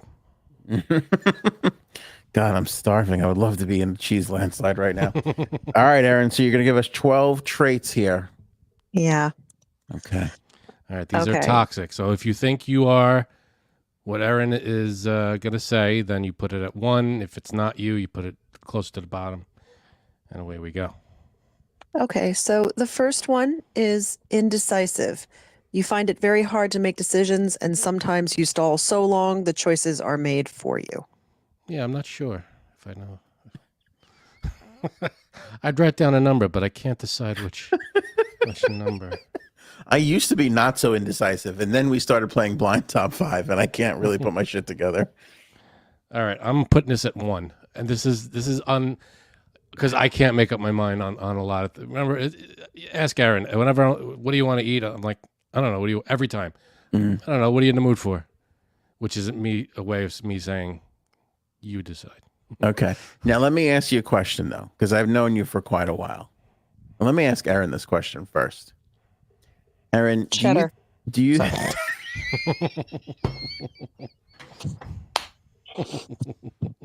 I'm so glad the two of you and Robin are here because I feel like I'm fucking dragging the whole thing down and you guys are just picking it right up. Jesus, that was good. It was good delivery too, the way she said it. Okay. Do you think Frank is indecisive because he can't make up his mind, or do you think he's a bigger people pleaser and just wants to make whomever he's with happy? Can I do C? Yeah, what's C? C is just like Frank really tends to see everyone's point of view. Like And when you do that, True. it's very hard to make a decision. I always, like if someone's driving slowly, Yeah. Frank will be, and I'm like mad. Frank will be like, they might have a cake in the back seat and they don't want to do turns like really fast. And I'm like, I never thought of it that way. Yeah. And I'm like, my mom's driving me crazy. And he's like, this, maybe she, you have to take it from her point of view. And I'm like, I do, like, cause I don't take everyone's point of view. And so I think that when you consider every single aspect, almost like Doctor Strange, all the possibilities, it's very hard to make a choice. Interesting. Doctor Strange. That's weird. Yeah, that's interesting. He just jumped up in my favorite superhero list. All right. I was just thinking you can't really endanger a cake. That would be irresponsible of you. Yeah, I always think that they're driving with like either a cake or a full fish tank, and they just don't want us to spill. Full fish. They're going very slow, very careful. I tell you, the day you take your last breath, they're gonna cut that brain of yours open and find out what the hell's been going on this whole time. Who thinks of a full fish tank in a car? Good luck. That's crazy. All right, indecisive. Let me say this because I want Aaron's reaction. I used to be more indecisive when I was younger, and now I feel like I just don't have time for it. So yeah, I get that. Sorry. You feel that? No, I mean, I get that. What? Yeah. It's like, so you just don't care anymore. It's like stuff I know. I find myself making really quick decisions, not with everything. I still debate a lot of things. But there are times where I make a quick decision and I'll immediately recognize and be like, oh, that would have probably taken me 2 or 3 days. Like last time around. Like, for instance, we're buying new phones and I would go and I would look at Best Buy. I would look at Amazon. I would look at Apple. I would look at every place and see what's the best deal, this or that. We went to the Verizon store. They were like, this is it. I'm like, that is good enough. Thank you very much. I'll take it. Let's wrap it up and let's get the fuck out of here. Because I just can't. Care. You just don't want to deal with it. Yeah, some things now I'm just like I remember when I bought my first couch, that was a very intense process. And now I'm like, should we just order this couch off of Amazon? Like, who gives a shit? Like, see, what I like, if you're gonna order something like that off of Amazon, look at the customer reviews because they usually show pictures of what they get. And I looked at the couches, and then I looked at the customer reviews, and like the pictures of the couches are usually, the ones that they show to sell are usually nice and thick and cushiony. right? Then you show the customer review pictures, and they're like flat and They're sitting on a piece of loose leaf paper. right. So you can be careful with that stuff. Yeah. But look at go ahead. I do not have a couch kink, but I do have a response for this. What were you gonna say? I was Robin. Everyone must think I've got a cake. Robin's apparently a slow driver. Oh no, Robin! This would be the first thing that I do not like about you. I do not. Do you go in the left lane? Because then we're gonna have a real problem. I don't mind slow drivers as long as they stay over to the right and they're out of everybody's way. Every time I'm on like the parkway, and I pass a slow driver because everybody's stuck behind this person. Yeah, I'm like, I feel like 80 to 90% of traffic, if there isn't an accident or something, is caused by just one slow driver slowing. Just everybody's got to get around them now, and it causes that problem. So that could back up traffic for miles. Paul said, Aaron, sometimes the driver is getting ahead. That's true. That would be a third option. You do want to slow it down when that's happening. That could be. Yes. Cuck couch kink. Say cuck couch kink 3 times fast. That's pretty funny. Yeah, no, I don't have a couch kink, but I will say this. I've not couch kink with cake. Ooh. I've not been pleased with a couch that I've purchased so far. Ever? I think couch. Are you happy with your couch? Yeah. No. No? Let's get a new couch. What are we doing? Aaron, have you ever had a couch that you truly loved and enjoyed? No. And no. See? I feel I like the couches we have in the basement. The new couch. Yeah, the couch basements. The basement couch is good. Yeah. Okay, interesting. So but how old are those? Very new. Years. Yeah, maybe 2 years. What? Really? Oh, wow. 2 Time years? flies. Yeah. A little less. No, maybe. he's right. It just feels newer. Yeah. I was gonna say this is the thing I hate about couches. You go to buy one, even if you go in the store, and it's like, oh my god, this is the most comfortable thing ever. And then you get it in your house, and like 4 months later, you're like, sinking down in it. It's just, I feel like they fall to shit very, very quickly. Yeah. And it's hard to, because that's couch. I feel like a couch. I don't know. My parents had a couch for 25 years. Like this fucking thing lasted, and couches now I feel like last 4 years, 5 years before they're shit. Possibly. Yeah. I don't Who's know. ready for number two? I am. Thanks for bailing me out. The next one is bossy, like to dictate what needs to be done and the timeline, and especially the way it should be done. Okay, I'm going to put that at number 3 because that is me. By the way, what was the first one? I didn't put that in a spot. Indecisive. I put indecisive at 6. Indecisive at 6 for you. Okay. And bossy at 3. Bossy, I'll put it 8. Sorry, I'm laughing at Paul. What are you saying now? Dear Johnny, Johnny wants a couch in his room. Should we be concerned? I just wasn't on mute. That's funny. Yeah, so I got bossy at 8 because I could be bossy when I need to be. Like if I need to take charge of like a team of something, I could lead. Take charge of anybody. Like when I used to be in promotions, I used to have to lead people, and I used to have to do that kind of stuff. I could do it, but I'm not that so I'm not very often do I get that. Because it sucks. It sucks being a leader. It's like that's why I put it at 8. I'm not Yeah, because any job you've ever had, did you want to be the manager or did you want to be the employee who didn't give a shit? It's like I don't want to give it. I don't want to have to give a shit. Who does? Shit giving is very exhausting. Yeah, I got all over the map here in the chat. I know. The highest is Christine with 5. Dennis is at a 12. Justice at a 10. Bird at an 8. Neil at a 7. Sarah is at a 3. Robin at a 9. I'm jumping around. I'm making you work for it. You're making it hard. Stella is 7. All right, Aaron, number Sarah 3. called it leadership quality. Damn it. All right. Yeah, it is. It's exhausting being a leader. Sarah said. Okay, number 3 is egotistical, more concerned with your wants and needs than those of others, like the focus on you.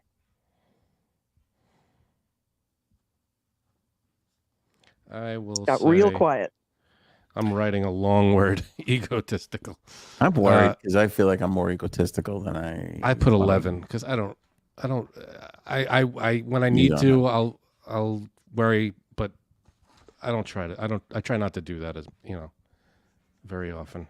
Okay, Paul brings up a good point here. Egotistical or narcissist? Is that the same? I think they're on No.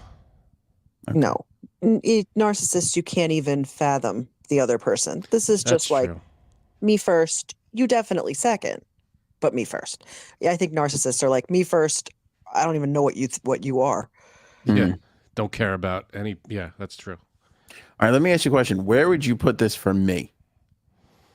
Egotistical. I wouldn't put that. I'd say 9 or 10. Oh, that's very flattering. Are you just being nice to me? Well, I'm trying to think of your. I'm trying to put you first ahead of myself. So. It's hard not to be egotistical around Frank because I feel like no matter what, you're the egotistical one out of the two when you put somebody next to Frank. Well, that's very sweet. I don't know. I I'll try to make I'll make myself as comfortable, whatever. But I try not to put myself like, I got to get to I don't know. I just try not to be a dick. Yeah, you're good at that. I worry about it because I use a lot of egotistical humor to make I have to be egotistical to make a joke. However, sometimes people don't get the joke and they're like, what's this fucking asshole right here? Oh, you can't do it on first meets. I do. Egotistical stuff. It's a mess. Then that's like a first impression kind of thing. You can't come out the gate with that. I am following Frank's lead and I put it at number 9. There you go. And I spelt it egotistical just to make jokes. I just caught that. Ego means one. Oh. Damn it. Nice. One testicle. One nut. All right. I'd love one nut. I don't need to. Actually, it might not mean that. Sorry, I don't know why I said that. I don't think that means one. I think it. Never mind. Damn it. All right. Still, it's funny. It's good. Let's go. Number 4. Okay, number 4 is stubborn. Can't be wrong. My way or the highway. If I don't put this at number 1, I'll have a lot of apologizing to do. I would say this is me in a nutshell. Stubborn. Really? Oh man. Yeah, I could see that. I come from a long line. I don't think that's 1 for you. You don't think so? Yeah, I'm gonna put it at number 1. Because you have that. You also have to factor in the I don't care stuff. There is a lot of that. There is a lot of that too. But So if you're I don't care, the stubbornness kind of goes away. Yes, but the problem is where I do care is where it becomes a real problem. All right. You know, like if I care about something and I will not move off of it. All right. So you're leaving it at 1? I'm going to leave it at 1. Yeah. All right. If I change it now, I feel like it'll be uncharacteristic. I'm staying with it no matter what you say, Frank. Fine. Do what you got to do. Can't convince me. I won't. Not changing my mind. Damn it. I'm looking at. Hey, I'm going off of your point of view, man. I do you. All right. I got it at 10. Stubborn is at 10 for me because I don't think like if I have to get my point across, I'll get my point. I'll try as best I can. Like if I get into a debate with someone, I might be stubborn, but if it's something that doesn't matter, I'm like, eh. You know, if it's little things here and there, I'm not very. Yeah. You know, because there are people that can't let go. Care. No, but there's people that can't let go of an argument whatsoever. You start arguing about something you really don't care about, and you're gonna be like, fine. You know what? What am I even? Yeah. Like, what am I doing here? Turn around and go. All right, you keep arguing. I'll be over here. Very, very true. Stubborn has ranked high, I feel, Aaron. I don't know. We got these all feel like high numbers. 5. Robin's at 11, but everybody else. Everybody's low. Yeah. Everybody else is Christella's 5 or at below. 9. Yeah. Yeah. But yeah, we got some high numbers. Okay. Yeah, I mean, I feel like a lot of people think they're stubborn. For the next one, I want you to listen to the description after. I will not. Oh, sorry. Yeah. All right. I'm gonna hear all sides before I make a decision. Oh my goodness. Okay. It's liar, but it's you can make up some doozies when you need to and sometimes when you don't need to, and chances are people will believe you. So it's not like nefarious. It's more the idea of you're a really good liar, and people believe you, and you know, like I don't think this is like you're a evil person. Just good liar. God, you could just good pretender. You're part of the group, the pretenders. I put it at 12 because I'm not. I try not to. I try to be as honest as I can. Like I don't like Anthony. That's pretty honest. I think. Yeah, that was brutally honest, actually. Hey, anytime. I agree. I put it at 12 too. 12, yeah. Yeah.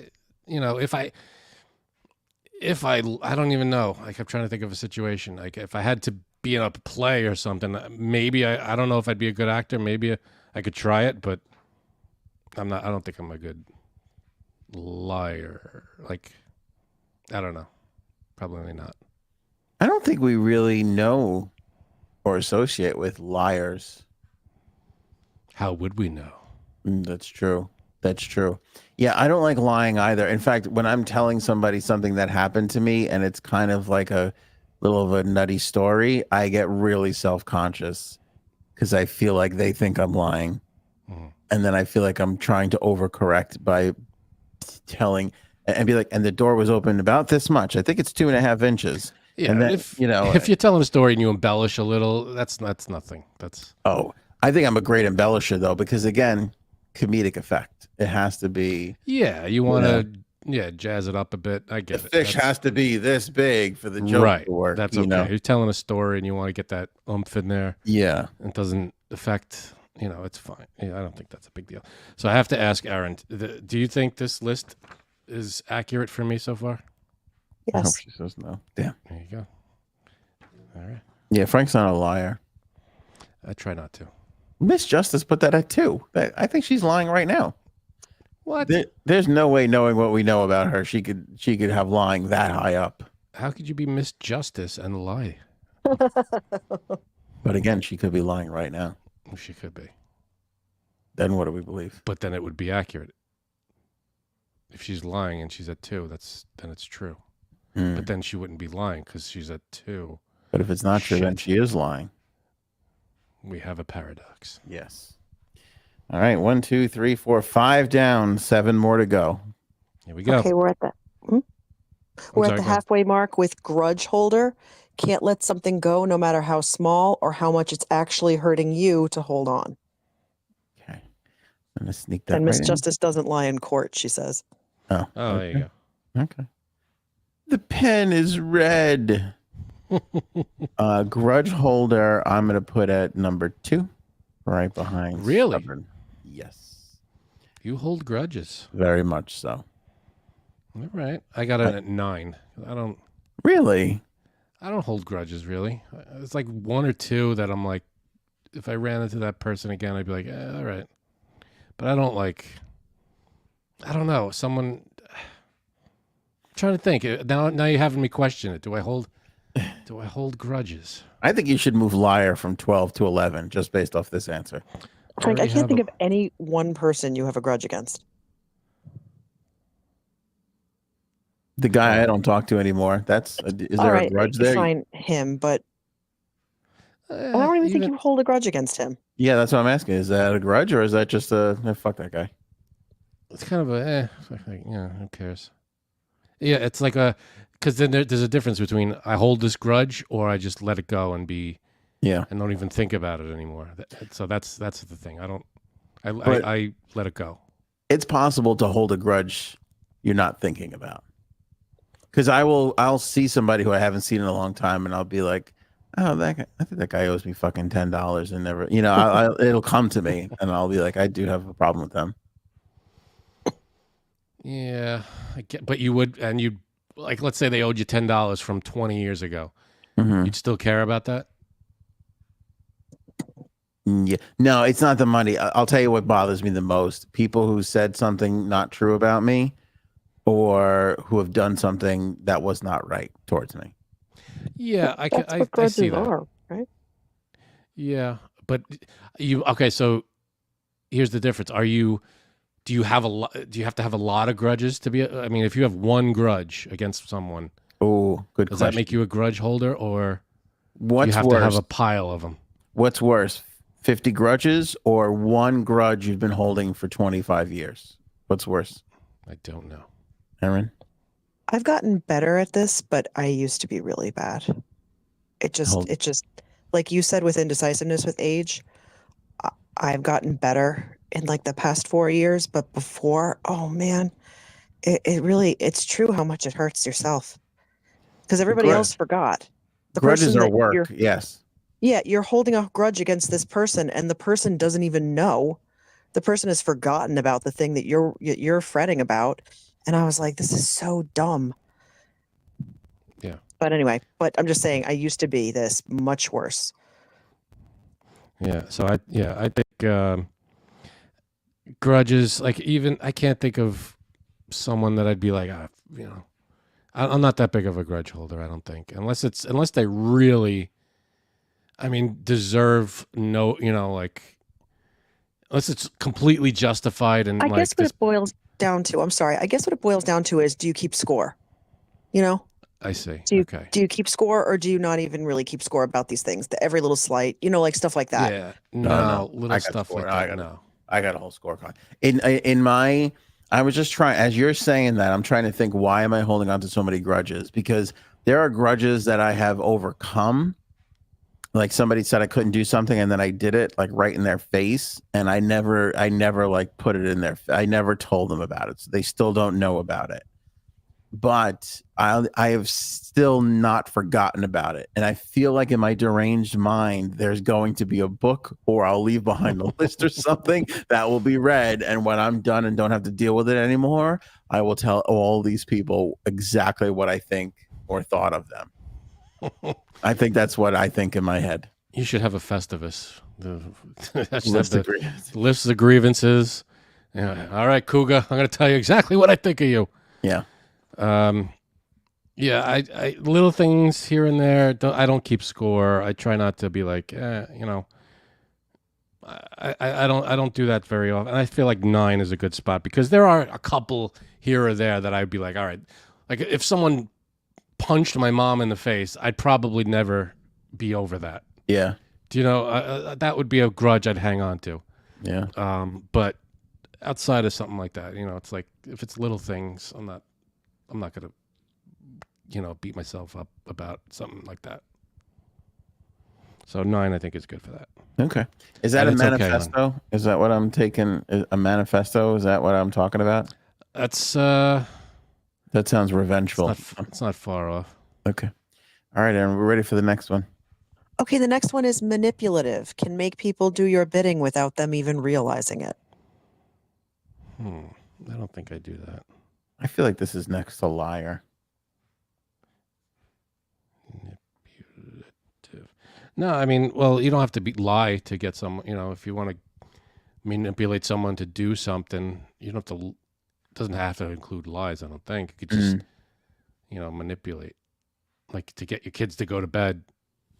Oh, I lie and manipulate. I didn't even think of that. I lie and manipulate those people all the time. It's a constant manipulation. You know, that's not pork, it's chicken. You know, that kind of shit. Yeah, that's. Gotcha. Is that a lie or manipulate? I feel like that's both. That's both wrapped into one. Yeah, that is both. You're manipulating them with a lie, but you could manipulate, I guess, without a lie. You could say, "Oh, we're not going to this place tomorrow." If you don't go to bed, that's manipulating. I say that 7 times in an hour. I mean, it's amazing how many times I say that. Yeah. So getting someone to do what you want. Yeah, I would put it lower on my list, but I got it at 7, but because that's the lowest available one I have. Oh, okay. Interesting. But I don't really get, like, if I need someone to do something for me, I'll just come out and ask them. I don't think I'll try to, you know, twist it around so that they talk themselves into it, kind of thing. I might put it, you know, if I could, I'd put it lower, but 7, I think is where I can go with that one. I even would put this in to that category of it's one of these things I'm overly sensitive about. So I'll find myself explaining things to people that don't need to be explained. You know, like somebody will be like, why are you saying that? I'll be like, okay, listen, 12 years ago, this is what happened. And I'll lead it all the way back to whatever. Here's why I'm saying this to you, because blah, blah, blah. And it'll just be a big long, because I feel like I need to overly explain. So are you manipulative or long-winded? Long-winded. Okay. Long-winded. All right, Aaron, we're getting down to it. I got a lot of middle spots open here. I've got let's see. I got 2 through 6 are open for me. Everything else is filled in. Interesting. I found this one interesting. This one is selfish with resources or opportunities. Selfish with resources is if there's only enough for one person, it's going to be you. And selfish with opportunity is if you have to choose who gets the good thing, you will choose yourself, even if the other person deserves it more. Oh man, see, this is another one I would put lower if I could. Like if there's one bottle of water left and I'm not gonna, you know. Yeah, something. you wouldn't. Yeah. Again, I think this is an Italian thing. Like Italians are very much like eat the last. Like we have to try and force it on everybody. Go ahead. Right. We're very go ahead. Very much so. I don't know if is it Italian or is it just, you know. I feel like that's part of the culture. Well, of course, you could be unselfish and not Italian, but I'm saying part of the Italian culture is there's an unselfishness there of like, make sure everybody eats first before I do, you know, let's get it, you know, there's one ravioli left and 4 people want it. Well, then that's getting cut in 4. You know, like that kind of shit. Exactly. Yeah, I don't think I filled up the bottom half of my list already. So it's hard to like I got this at 6 because it's the lowest I can go. Right. But I would put this lower if I could. I'd probably put it at least 10 or 11, but I you know. That's where I got it. 10. You got it over there? Okay, yeah. I have 10. it at 6 because it's all I got. Just above ego testicle. That is one inflated testicle. All right, Aaron, we got 4 left. I have 4, 5, 7, and 8 open. I have 2, 3, 4, and 5. Okay. Lindarella, the last one was selfish with resources or selfish with opportunities. Basically, if there's only enough for one person, it's going to be you. And if it's the opportunity, you're going to take it, even if the other person deserves it more. It's gonna be May. All right, what's next? Next up is overly critical. If it's not perfect, it's the worst. And if you don't have anything nice to say, you might not want to put this one high up on the list. Okay. I'm putting this at 4 because I cannot go any higher. Overly critical of others or yourself? Everything. I love to criticize. Oh, a critique just gives me a little boner, like JD Vance walking into Ashley Furniture, buddy. I am excited to be there. Yeah. That was a great line. That was good. Thank you. Can I take that? Yeah, of course. Yeah. No credit necessary. Yeah. I cannot think anything. I'll look at something that should be 3 feet over, or just everything. Now that you think, yeah, okay, all right, I could. See I may that. not say it, I may not tell it to people or communicate it, but it's there. Was it overly critical or just critical? Overly critical. Overly. Okay, I got that at 4. See, and I would have put that higher if I were you. Jerk. I would have, but I can't decide. I couldn't decide really. That made me really happy to make that joke. 4 is the highest you had. No, you had 2 and 3 and all that. 2, 3, and 5. Okay, so it's not the most. Okay, interesting. I could be critical, but I don't think I'm. I wouldn't put it at 1, 2, or 3. So I got it at 4. Okay. We got some high numbers in the. Yeah, but you're an artist too. You're not when you make your drawings. You're not sitting there like critiquing it as you go. Sure, but when I mean, yeah, that's why I got it at 4 and not. I don't know. Okay. 10. Right. It's your list. Yeah. Damn it. I think some people trying to don't manipulate me. I'm sorry. No. Sorry. I think some people are going to like this next one. Gossip. Can't keep a secret even when told to. Can't stop spreading info even if it's unverified.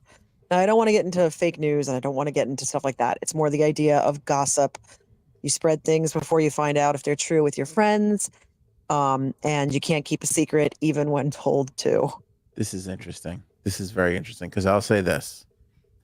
I can keep a secret. In fact, I got a bunch of them locked in the old safe. But like I love ingesting gossip. I don't love spreading it. Like if you're like, I got a story for you and it's gossip, I'm fucking happy. But you're not the guy that are you the guy that goes, all right, I'm going to tell you this, but you can't say anything. I've done it. I mean, who hasn't done that? I've done that, right. But I don't, not without knowing, like as soon as Aaron said, what did you say? Attributing a source or without confirmation? Without confirmation. Yeah, can't stop spreading info even if it's unverified. Like before you find out if it's true, you're like, oh yeah, tell somebody. Right. Like now, if that's my wife, I'm telling her because I'm like, This is what I heard, Right. But to tell a friend or whatever other people, no, I need confirmation on that. Yeah, I'd say the same. But if you said to me, you don't have confirmation and you got something, I'm like, just lay it on, man. I don't give a shit. I want to know what it is. Tell me all about it. So was it gossip? I got gossip in at 5, my lowest one I can go. Yeah, 8 is mine. All right, so we both put it. So you're not gossipy. You're. I don't think so. I mean, I'll get confirmation, if I hear something, no matter what it is, I'm telling Aaron. That's why you get married. I think that's the biggest perk. That's the biggest perk. Yeah. Oh my God, hon, you got to hear this. You could say whatever you want. It doesn't have to be substantiated at all. You're the opposite? Well, it's more the idea that he forgets to tell me, and then his That's mom's true. like, "You heard about Aunt Babby, right?" And I just look at Frank, and he's like, "I was going to tell you." It's like, I forget things. That's not the same thing. I'm not. but I'm always like, it's just crazy. It's always like, I just look at him, and his eyes are wide, and he's like, "I forgot to tell you." Oh my god. He really did forget, but it's just so crazy. Like I come home, and I'm like, did anything happen with your brother? Did anything happen with Aunt Babby? Did anything happen with your job? Did anything happen with my mother? Yeah. Did anything happen at all? She goes through a list. I go, I mean, what was the third thing? Yeah, Babby's okay. She's, my mom, good. Yeah. Because sometimes when I hear this news, it's like my mom calling in the middle of the day and I'm doing something and then she'll tell me something and then I'll go back to what I'm doing and then I forget about it later, 2 hours later, I'll forget about it. And then Erin will find out from my mom or whoever. Like, oh yeah, shit, I was supposed to tell you that. Okay. So it's not out of keeping it from you. It's out of I forget. Stupidity. No, I know, but you're not a gossip because even when you get gossip, you're like, I forgot. Yeah. That's so funny. Do you ever, let me ask you guys this. Do you ever hold on to stuff for days, like unintentionally, like kind of what you're saying, where you're like, oh, I have to tell Erin this, and then you don't. And then like 3 days later, you're like, oh, I had to tell Erin this. Oh, and there was this other thing. And then before you know it, you have a list of 4 things. Do you do that? If I've forgotten about it and it, I don't know if it ever piled up to like 4 things, but No, I'm just thinking about the most recent thing. I tell Frank everything because I hate when something happens, when there's a development and I have to go back to the beginning and I'm like, I didn't tell you this, but 4 weeks ago, blah, blah, blah, blah. Right. So yesterday I was walking the dog and I rounded a blind corner and this guy started coming toward me and he kind of looked like a zombie, like the way that he was like walking and he was like tilted slightly forward and his hands were like pointed toward his thighs as opposed to like, I don't know, like the normal way that someone would walk, and half of his face was drooping. So I was like, are you okay? But he didn't say anything and he just walked right by me. So I was like, oh, that's weird. So I came home and I told Frank and then we were walking the dog and I was like, oh, this is where I saw the guy. And he was like, oh, that's weird. And then we walked for like 2 steps. I turned around and he was there. He was just there, but he wasn't there like 2 seconds ago. So I was like, oh my God. Like I was just like freaking out. it's like, so you mean that guy? Fucking break a hole in the matrix right there. Yeah. It was really freaky. But the whole thing is that's why I'm so glad that I tell him everything, because when if I was like, oh, there's that guy again, I forgot to tell you, he's a zombie. Like it doesn't make any sense. You gotta tell people in the moment. There's that matrix hopping zombie guy. All right, Erin, here we go. What do we got? Okay, 2 left? almost done. Yeah, 2 left. The penultimate is temper. When things don't go your way or you've run out of patience, you tend to tantrum. Okay. And this is another one I would put lower. I'm not a big temper guy. I'm not I don't boil like that. You might, right? Yeah, I do. All right. And here's I've the never thing. seen you really get mad though. Get crazy mad. No, it's happened, and I really hate it. I hate the immediate regret that sets in after I lose my shit. It's very, I hate it. It's the thing I hate about myself the most. And look at my face. What? That was good. Fuck you guys if you didn't laugh at that. That was good. What was I going to say here about the temper? Oh, okay. But this is also another instance where my wife gets the worst of it because, if you've been with this podcast for a while now, you know this. For as much complaining as I do here, this is like 1% of the complaining that I do in real life, and she catches all of it. So it's like, and this fucking guy can't get the power play going for the Islanders, and this fucking she catches like every complaint I have. Family complaints or one thing, but temper, like you get angry and yell. Oh, like getting legit mad. Oh, I thought she said like throwing a tantrum. Is that not a tantrum? Like if you're like, yes, tantrum. Yeah, but you're not like crazed about it, over it, right? I mean, I'm thinking temper like you're just fury. Like just anger? If it's just anger, then no. But like I can't go to the deli without coming home and telling my wife an elaborate story about how someone was a dick, You know, Oh, yeah, in the that's- fucking. I feel like that's more frustrated. You know, like you get frustrated with this person or that person. Or But it customer happens service. quickly too. Wasn't that also what Aaron Yeah. said? It happens quickly. That's true. It is basically you tantrum when things don't go your way or you've run out of patience. You tend to be like Donald Duck, you know, you stamp and you know, yell and you try to open the window when it's nailed shut. That was just one episode. But, Yeah, that's me. yeah. I put it at 5. It's the highest I got. That's justified.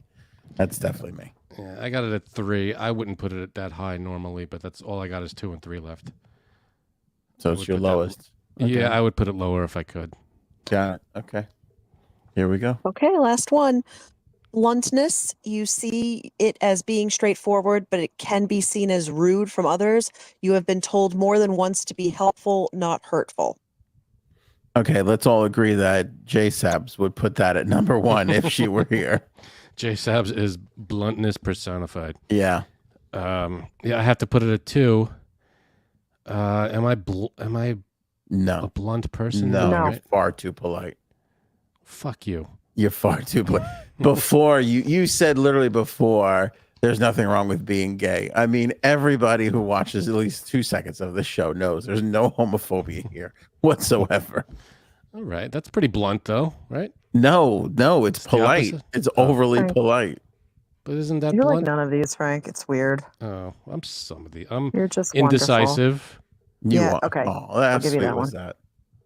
Thank you. You honey. are indecisive. What did you say? What was your? You said that you're none of these. You are indecisive, but you're really none of these. Thank you, hon. That's very sweet. Yeah, I'm trying to think if there's any of these that I definitely indecisive. I guess if I could, maybe overly critical would be up there a little higher, or yeah, maybe. Gross. But that's Here- about Spoiler alert. it. Gossipy. Go ahead. Sorry, slight spoiler, but we're just about to do them. Neil got the sign. What? You know how we're doing? Oh, Neil got the sign that this is. Very good, Neil. Wow. So bluntness Is Sagittarius. Sagittarius. And what's funny about it is, I was going to say the most blunt people were the ones out there saying, like they were the ones quick to get to how blunt they are. That's funny. Yeah. Same with Lindarella. Yeah. Neil. Interesting. All right. All You right. gonna You tell ready So for the signs? Yeah. let's see what they are. I think indecisive is pretty obvious, but do you want to guess? Libra. Yes. Libra Yep, is that's me. indecisive. Capricorn is bossy. Leo is egotistical. Taurus is stubborn, like bull. Hold on, Pisces Taurus. is the liar. Hold on, Cancer hold on, is the hold on, grudge holder. Hold on. Hun? Sorry, what? What was Taurus again? Sorry, Taurus is stubborn, like Okay. bull. Right. Pisces is the liar. Cancer is the grudge holder. Scorpio, Scorpio is manipulative. Ah, hurtful. Aquarius, which is funny because I feel like I'm like this, selfish with resources and opportunities. That's me. Virgo, overly critical. Gemini is the gossip. Aries is the temper. And we already discussed bluntness is Sagittarius. Which Janine is she a Sagittarius? I don't know. Because then I think she's a Leo. I We think might she's a have to change. Leo, which is egotistical. we're gonna have to move the stars around. All right. I think that was a great one. Just like last week. That Yeah, that was good. I didn't think the you other could. side of it. I don't think there could be a sequel to that, and there was. Yeah, it's kind of late. Do you want to do the other one or do you want to do it? We'll save it. Nah, we'll save it. We have 2 hours. right. I mean, Everyone have a wonderful night. I think that none of you are toxic. I think you're all just daisies in the field and have a wonderful weekend. Bye. Great job, hon. Excellent. Aaron, was great. everyone. Aaron, ladies and gentlemen, there we go. That All was right. really good. Could she do Pick it up- again? Is there a third way to this? I don't think so. I don't know, but that was a good one. And pick up Oval, ladies and gentlemen. There it is. Anthony's holding up Oval. It's a great book. Hope you enjoy it. I'm sure you will. You definitely will. It's wonderful. It's on Amazon. Written by Aaron C. Link in the description below. Pick it up. You could either pick up a hard copy like Anthony's holding, or the digital copy you could download as well. So pick up Oval today. Go ahead.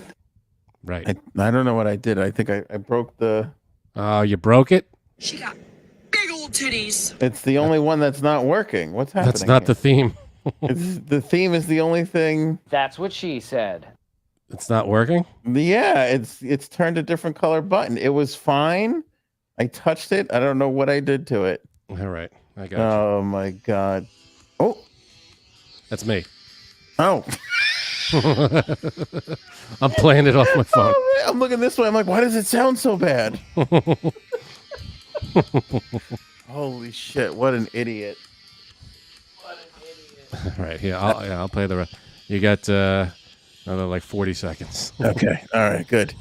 All right. Yes. Remember, pick up that Oval, folks. It's a great book. Get You'll love Oval. Everybody have a wonderful weekend. That's it. That's all I we'll got. see you on Monday. Yes. And we'll be back. Make sure you like and subscribe and share this episode because that really helps us out a lot. We appreciate that. Yes. For those goddamn algorithm points. We need them. We need those for sure. All right, Frankie C. We'll see you next week, buddy. Yep. Everybody have a great weekend. Show me potato salad. Go ahead.